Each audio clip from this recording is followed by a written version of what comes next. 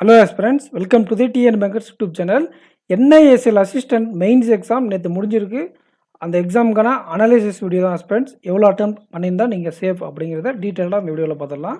வழக்கமாக கேட்குறத விட ரீசனிங் இந்த டைம் கொஞ்சம் மாட்ரேட்டாக கேட்டிருக்காங்க.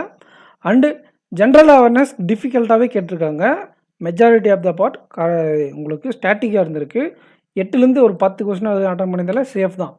செக்ஷன் வைஸாக எவ்வளோ அட்டன் பண்ணியிருந்தால் ஒரு நல்ல அட்டெம்ப்ட் நீங்கள் எப்படி அட்டன் பண்ணியிருக்கிறத பார்த்துட்டு ஃபைனலாக எவ்வளோ மார்க் எடுத்தால் சேஃப் அப்படிங்கிற மாதிரி அட்டெம்ப்ட் மார்க் வந்து செப்பரேட்டாக அப்புறமா மேக் பண்ணலாம். உங்களோட அட்டெம்ப்ட் என்ன அப்படிங்கிறத கமெண்ட் செக்ஷனில் கமெண்ட் பண்ணிடுங்க. சரி, வாங்க செக்ஷன் வைஸாக போயிடலாம். இப்போ செக்ஷன் வைஸாக போகும்போது நியூமெரிக்கல் எபிலிட்டியில் இந்த ஸ்பீட் மேக்ஸை வச்சே நீங்கள் ஒரு 11 மார்க் அட்டன் பண்ணலாம். அந்த மிஸ்லினியஸ்லாம் சேர்ந்தால் ஒரு 14-15 வந்திருக்கும். இந்த டிஏ பொறுத்தவரை எப்போவுமே இப்படி தான் இருக்கும்.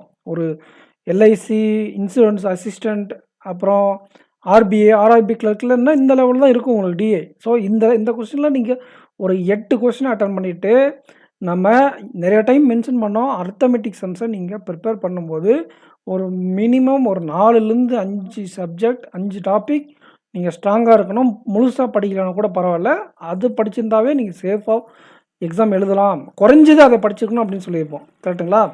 அப்போ இங்கே ஒரு 11, இங்கே ஒரு 8, இந்த மிஸ்லினியஸ்லாம் சேர்ந்து ஒரு 3 அட்டன் பண்ணியிருந்தால் கூட உங்களுக்கு 22, ஒரு 26, 26லேருந்து 28 மார்க்கு நீங்கள் சூப்பராக அட்டன் பண்ணுற மாதிரி தான் இருந்திருக்கு. யூஸ்வலாக 28 அட்டன் பண்ணணும். 26 அட்டன் பண்ணியிருந்தால் கூட நீங்கள் நல்ல அட்டன் தான் இந்த பேப்பருக்கு. ஓகேங்களா? ரீசனிங் எபிலிட்டி மாட்ரேட்டாக கேட்டிருக்காங்க. ஏன் சார் மாட்ரேட் அப்படின்னா, நம்ம மென்ஷன் பண்ணியிருந்தோம் இன்இக்வாலிட்டியில் 3லேருந்து 4 டைப்ஸ் இன்இக்வாலிட்டி இருக்குது. அதில் ஒன்று கோடிங் டைப்பு, இன்னொன்று வந்து பார்த்திங்கன்னா which among following definitely true, which among following not true அப்படின்னு கேட்பாங்க. அதுக்கப்புறம் இப்போ ஏ பி சி டி இந்த மாதிரி கொடுத்துட்டு கிரேட்டர் தென் லெஸ் தென் கொடுத்து இங்கே ஒரு கொஸ்டின் மார்க் கொடுத்துட்டு ஒரு கண்டிஷன் கொடுப்பாங்க. அப்படி இல்லையா அவங்க ஒரு ஸ்டேட்மெண்ட் கொடுத்துட்டு கொஸ்டினில் இந்த மாதிரி ஒரு கண்டிஷன் கொடுத்துட்டு எந்த சிம்பிள் வரும் அந்த மாதிரி இந்த சிம்பிளை வச்சு கொஸ்டின்ஸ் கேட்குறது. அப்புறம் கன்வென்ஷனலாக கேட்கக்கூடிய 4லேருந்து 5 கன்க்ளூஷன் கேட்பாங்க. அதாவது ஒரு 3லேருந்து 4 ஸ்டேட்மெண்ட் கொடுத்துட்டு ஒரு 3லேருந்து 4 கன்க்ளூஷன் கேட்பாங்க. யூஸ்வலாக கேட்கறதோட கொஞ்சம் அதிகமாக கேட்பாங்க. ஸோ இந்த மாதிரி டைப்ஸாக இருக்குது. எல்லாத்தையும் படிச்சுக்கோங்க. எது கேட்டாலும் ஈஸியாக தான் கேட்பாங்க. பட் நீங்கள் ஏதாச்சும் ப்ராக்டிஸ் பண்ணாத இருக்கும் பட்சத்தில் டைம் கன்சியூம் ஆகுன்னு நம்ம லாஸ்ட் மினிட் டிப்ஸில் சொல்ல ஸ்ட்ராட்டஜி வீடியோவில் சொல்லியிருந்தோம். ஸோ அதுதான் இங்கே நடந்திருக்கு. எல்லாரும் இதை அட்டன் பண்ணியிருக்கலாம். அட்டன் பண்ணவங்களில் ஒரு சில பேர் கம்மியான டைமில் அட்டன் பண்ணியிருப்பாங்க, ஒரு சில பேர் அதிகமான டைமிங்கில் அட்டன் பண்ணியிருப்பாங்க. இந்த கம்மியான டைம் சேவ் பண்ணி அட்டன் பண்ணவங்க ப்ராக்டிஸ் பண்ணுவாங்க. இப்போ நான் சொன்ன மாதிரி தனியாக எடுத்து ப்ராக்டிஸ் பண்ணுவாங்க, டைம் சேவ் பண்ணியிருப்பீங்க. அந்த டைம் சேவ் பண்ணவங்க இந்த டேட்டா சஃபிஷியன்ஸோ இல்லை 1 மார்க் கொஸ்டினோ 1 or 2 கொஸ்டின் சேர்த்து அட்டன் பண்ணியிருப்பீங்க. ஓகேங்களா? அதுக்கப்புறம் மெஷின் இன்புட் அவுட்புட் சிலரால் டீகோட் பண்ண முடியல. சில பேர் டீகோட் பண்ணியிருக்கீங்க, சில பேரால் டீகோட் பண்ண முடியல. பெட் ரிலேஷனும் அந்த மாதிரி தான் நிறைய பேரால் ஆன்சர் கன்க்ளூட் பண்ண முடியல.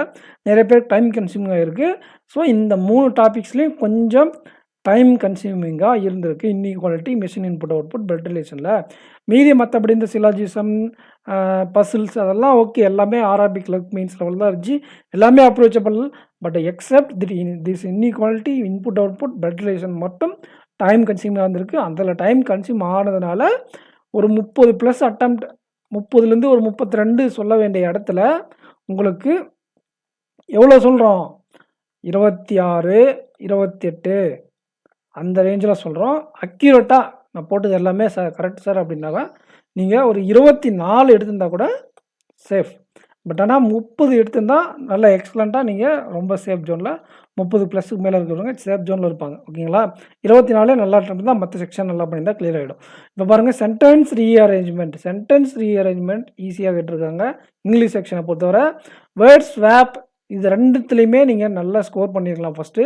அதுக்கப்புறம் எப்போயுமே சொல்கிற மாதிரி கிளாஸ் டெஸ்ட் அட்டன் பண்ணிட்டு இதில் இங்கிலீஷில் போய் ஆர்சியில் ஃபஸ்ட்டு தெரிஞ்ச கொஸ்டின்லாம் போட்டுட்டு சினானிம்ஸ்லாம் போட்டுட்டு ரிமைனிங் கொஸ்டின் அட்டன் பண்ணுறதாலும் சரி, எரர் டிடக்ஷன் மிஸ்லேனியஸ்லாம் முடிச்சுட்டு போய் அட்டன் பண்ணுறதாலும் சரி, எப்போயுமே கேட்குற மாதிரி தான் கேட்டாங்க. இதில் ஒன்றும் பிரச்சனை இல்லை.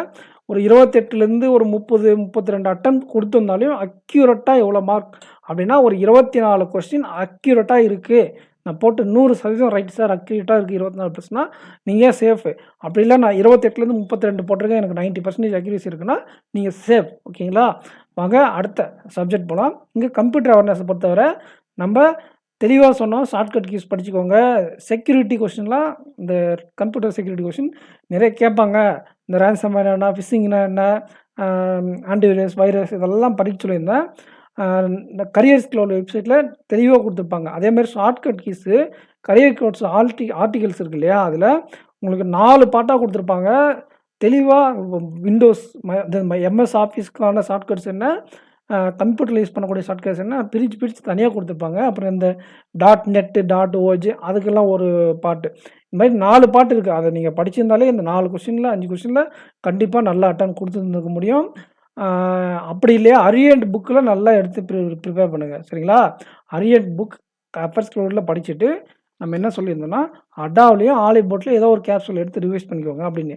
அரியன்ட்லேயும் கரியர்ஸ் க்ளவுட்லேயும் நீங்கள் படிச்சிருந்தா கரியர்ஸ் க்ளவுட் வெப்சைட் கவர் பண்ணிட்டு போயிருந்தா நீங்கள் கண்டிப்பாக ஒரு 32லேருந்து ஒரு 34 கொஸ்டின் அட்டன் பண்ணியிருந்துருக்கலாம். ஒரு 28 கொஸ்டின் ஸ்ட்ரைக் ரேட்டில் நீங்கள் கண்டிப்பாக நல்லா அட்டன் கொடுத்துருக்கலாம். 28 ப்ளஸ் ரைட்டாக கொடுத்துருக்கலாம். 32 34 என்ன ஒரு 5-6 கெஸ் ஒர்க் பண்ணுவாங்க. ஓகேங்களா? இந்த டைம் என்ன புதுசாக கேட்டிருக்காங்க அப்படின்னா, புதுசால ஏற்கனவே கேட்குறது தான். நம்பர் சிஸ்டத்தில் பார்ட்டிசிபேஷன் கொஞ்சம் அதிகமாக இருந்திருக்கு. பைனரி டிஜிட்னா என்னென்னு கேட்டிருக்காங்க. இதுதான் கேட்கப்பட்ட டாபிக்ஸ். அப்பார்ட் ஃப்ரம் சிலபஸ் எங்கேயும் போல, சிலபஸ்க்குள்ளே தான் கேட்குறாங்க.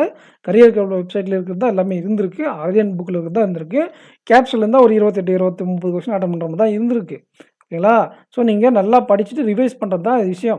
ஒருத்தருக்கு டஃப்பாகவும் ஒருத்தருக்கு ஈஸியாகவும் இருக்கிறது காரணம், ஈஸியாக இருக்கிறவங்க எப்படி படிக்கணும்னு அவங்களுக்கு தெரியும். கம்ப்யூட்டரை கண்டிப்பாக அது மாதிரி படிச்சுட்டு அதுக்கு தகுந்த மாதிரி ரிவைஸ் பண்ணியிருப்பாங்க. நிறைய பேர் கம்ப்யூட்டர் எப்படி படிக்கணும்னே தெரில. நம்ம ஃபியூச்சரில் ஆர்ஆர்பிக்கு பிஓ ஒரு வீடியோ மேக் பண்ணியிருக்கோம். அந்த வீடியோ பார்த்து உங்களுக்கு புரியலன்னா ஃபியூச்சரில் நான் எல்லா டாப்பிக்கும் இதை தான் படிக்கணும் அப்படிங்கிற மாதிரி நான் உங்களுக்கு கிளாஸே எல்லா டாப்பிக் வீடியோவே கொடுத்துட்றேன் ஃபியூச்சரில் ஆர்ஆர்பி பிஓ கிளர்க். ஓகேங்களா? இப்போ பாருங்கள், ஜென்ரல் அவேர்னஸ் பொறுத்தவரை இங்கே தான் வச்சாங்க ட்விஸ்ட்டு. என்ன கேட்டாங்கன்னா, அதிகமாக ஸ்டாட்டிக் கேட்டாங்க. நம்ம சொன்ன மந்த்து தான் கவர் பண்ணியிருந்தாங்க. நம்ம என்ன மந்த் சொல்லியிருந்தோம், அக்டோபர்லேருந்து February 2nd வீக் வரை இந்த எக்ஸாம், 3rd வீக் வரை இந்த எக்ஸாம் சொல்லியிருந்தேன். அதில் டிசம்பர் ஜனவரி பிப்ரவரி 3rd வீக் இந்த மந்த் அதிகமாக படிச்சுக்கோங்க. அக்டோபர் நவம்பரை நீங்கள் படிச்சிருந்தால் ரிவைஸ் பண்ணிடுங்களா. அட்லீஸ்ட் ஒரு கேப்சூலாச்சும் படிச்சிருங்க. டிசம்பர் ஜனவரி பிப்ரவரி 3rd வீக் வரையும் நல்லா படிச்சிருக்கணும்னு சொன்னால் அதில் தான் அதிகமான கொஸ்டின்ஸ் கேட்டிருந்தாங்க.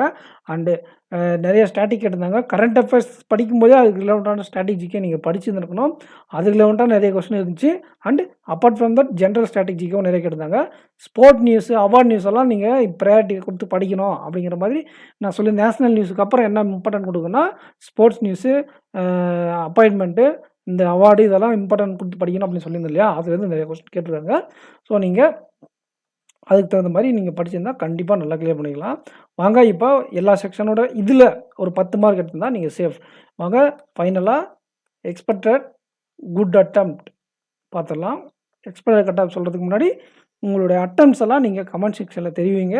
நான் பார்த்துட்டு நான் பண்ண அனாலிசிஸ் கரெக்டாக இருக்குன்றதை கன்ஃபார்ம் பண்ணிவிட்டு ஒரு சாம்பிள்ஸ்லாம் எடுத்து ஒரு கட் ஆஃப் வீடியோ மேக் பண்ணிக்கலாம். ஓகேங்களா?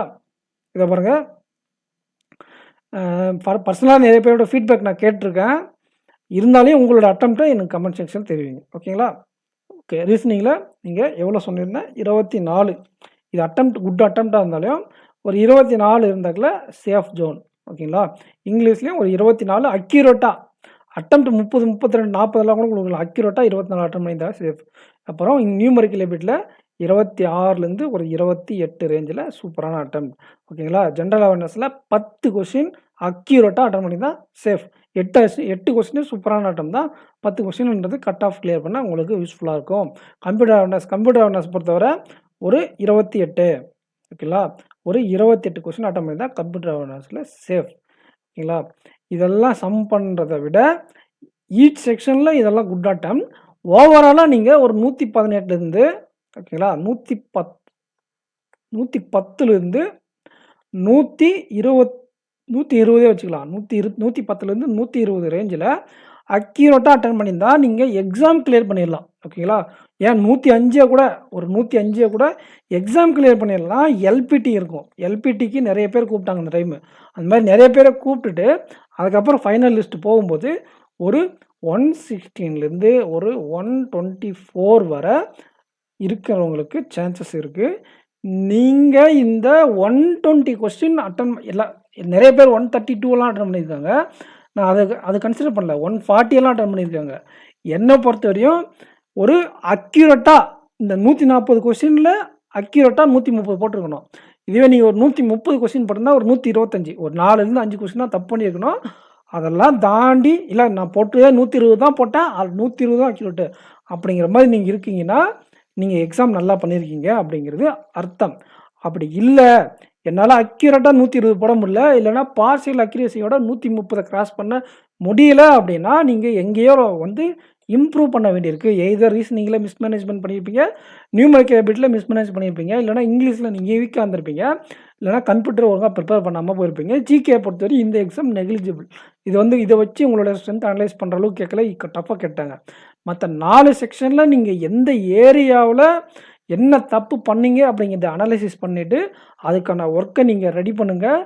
வரக்கூடிய central bank of India SBI கிளர்க்கில் அதை வச்சு தான் நீங்கள் டிசைட் பண்ணணும் எந்த ஏரியாவில் வீக்காக இருக்கீங்க, அது எப்படி இம்ப்ரூவ் பண்ணலான்ட்டு. ஃப்யூச்சரில் வரக்கூடிய ஆர்ஆர்பி எல்பிஓ எக்ஸாம்ஸ்க்கெல்லாம் இது உங்களுக்கு ஒரு பெரிய டூலாக இருக்கும். இந்த அட்டெம்ப்டை உங்களால் ரீச் பண்ண முடியலன்னா ஏன் அந்த ரீச் பண்ண முடியல நம்மளால் அப்படிங்கிறத அனலைசிஸ் பண்ணிவிட்டு இம்ப்ரூவ் பண்ணுற வழியே பாருங்கள்.